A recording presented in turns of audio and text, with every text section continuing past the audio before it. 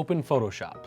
Then we're going to create a new file. For our width, it depends on the printer that your printer is using. Most of the time it's going to be 22 inches for 24-inch wide printers, or if someone's using the new Mamaki, it might be 30 or 30.5 inches wide. And then for our height, we're going to do 42 inches, but this is totally based off of the length of gang sheet that someone's purchased or that you're choosing to make. Resolution should be set at 300 DPI, color mode of RGB color, 8-bit, and we do want a white background. Go ahead and click Create. Now with the Move tool or shortcut V on the keyboard, we're gonna double check our Auto Select is checked and our Show Transform controls are checked. With these two options checked, it'll be a lot easier to move the different images around the page and to rotate them and all that stuff. Next, we're gonna turn on our Smart Guides by going to View, Show, Smart Guides, and make sure that's checked. Now we're gonna turn on our snapping. So we're gonna go View, make sure Snap is checked, and then Snap to Layers and Snap to Document Bounds. Those are the ones that should be checked. Next step, and again, this is all just preparing the document for us to start putting in our graphics. We're gonna create a layer group.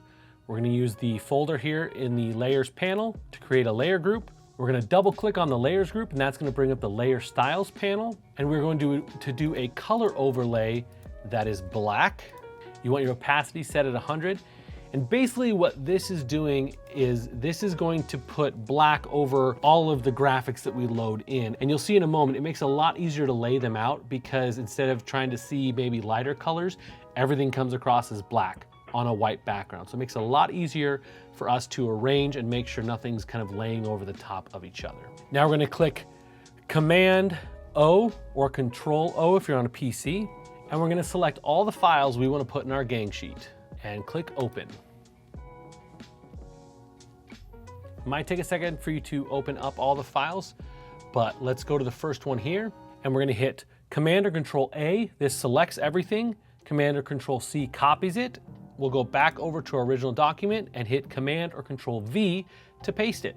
Now you're gonna see just a black box, but that's because the image we first loaded in has basically something everywhere. It doesn't have any open space. You'll see on this next one, Command or Control A to select everything, Command or Control C to copy, and back in the new document, Command or Control V to paste it. All right, and now you're gonna repeat this step with all of the documents.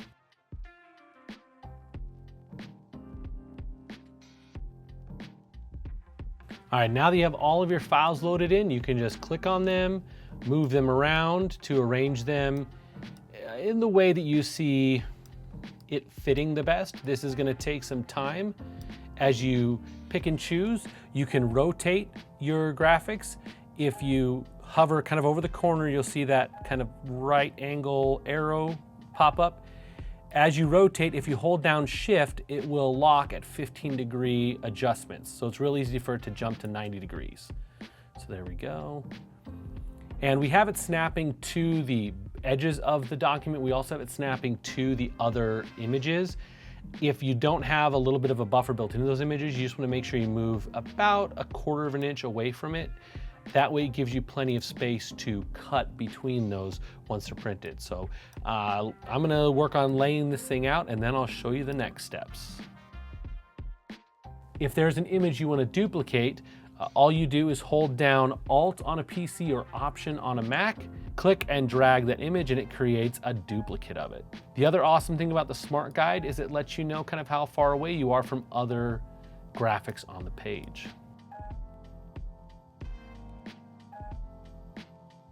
Once you have them roughly arranged where you want them to be, you can turn off the layer style by clicking this little eyeball icon here. And now we can see the exact colors and kind of all that layout and exactly how it's gonna look. Like I said, we use this black overlay to make it a lot easier to see where the edges of our different images are. Then you wanna turn off the background layer because we don't want it to print white. We want it to be invisible. And then we're going to export this as one singular PNG image. So we go to File, Export, Export As. And the reason we export as and not just export as a JPEG is we want to verify our measurements, so our resolution. So in this case, we know we're doing 22 inches wide. So we know at 300 DPI, it should be 6,600 pixels wide, and we are.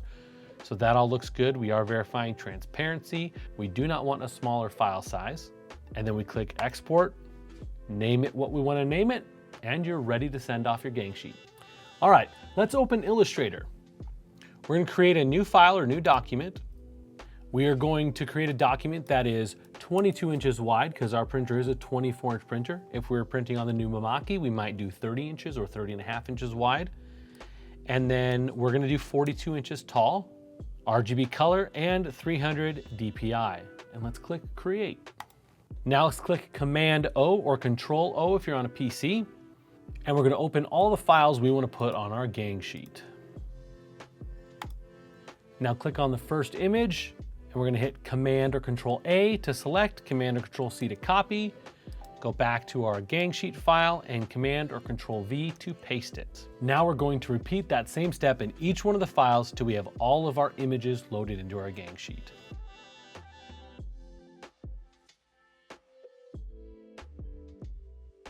Now, one little quick tip to make it easier to arrange your graphics is we're going to change the view mode. So we're going to use Command or Control Y to change the outlines. And what this does, you have to grab it from the edge, but what this does is shows just the outside edges of the graphics.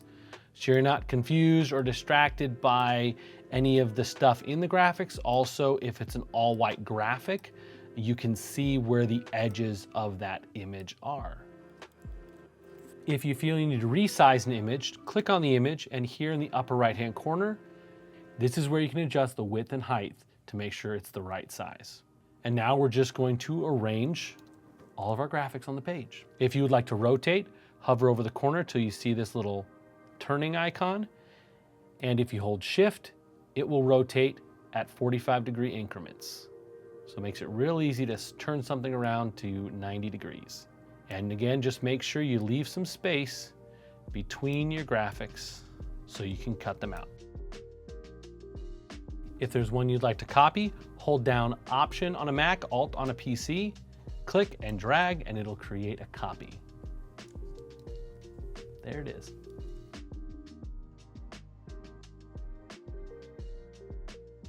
Once you're satisfied with your layout, if you want to crop, you can adjust your artboard size by clicking the artboard tool here, or Shift O, and you can crop your artboard down. In this case, we actually only need about 40 inches. Then when we go to export, we're going to go to File, Export, Export for Screens. Select your file location, and then in the format, we want this to be 22 inches wide. So we're going to do a width of 6,600 pixels wide. This is going to give us the appropriately sized gang sheet. And then click Export Artboard. Now let's create a gang sheet in Canva. Open up your browser and head on over to canva.com. Now be aware to export a gang sheet with zero transparency behind, so a PNG, you will have to sign up for Canva Premium. From the home area, we're going to click Create Design, and we want to create a custom size. Set it from pixels to inches, and we're going to do 22 inches wide. Again, the width of the printer. If it's a 24-inch printer, you're going to do a 22-inch gang sheet. If it's a Mamaki, which is a 32-inch area, you're going to probably do a 30 or a 30.5-inch gang sheet. And then height, just whatever you've ordered. In our case, we're going to try 42 inches. To upload your images to your gang sheet, click Uploads. I've got some loaded here already, but I'm going to load a few more. All right, once all of your files are uploaded, you can simply click on them to add them to the gang sheet. Now, for whatever reason, Canva likes to load the images in way bigger than they should be. So make sure you know exactly what size each one of your images are supposed to be. Go ahead and size those down to the right size. And click Add. And repeat the process till you have all of your images loaded. Now that you have all your files loaded in, we're going to start moving them around and arranging them. To rotate an image, find the rotate icon and you can rotate it like that. Now there's no way to lock it in at 90 degrees, so you just have to look at that little readout to tell you if you've hit that 90-degree mark. Then simply move your stuff around until you get it arranged perfectly. If you want to duplicate an image in Canva, simply click the duplicate icon here, or right click and say duplicate, or Command or Control D depending on PC or Mac.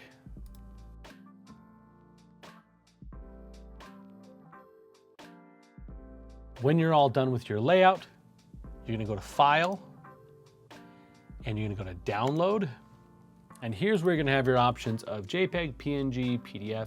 Again, because we're looking to print without the white background, you do want to use a PNG, which is gonna give you a transparent background. Make sure we check transparent background. Again, these options will not be available if you do not have Canva Premium. We do not want to compress the file. That gives us lower quality. We want the best quality as possible. And then we're going to verify our size. Right now it's saying it's only doing a 2100 pixels, and we know we want to do 22 inches. So let's ramp this all the way up to 6600, which is going to be 22 inches, 300 pixels per inch, 6600. And it does say increasing the image size means your design might take longer to download. Yes, it will, but we want the best possible quality file. Click download, and then you can send off your file to be printed.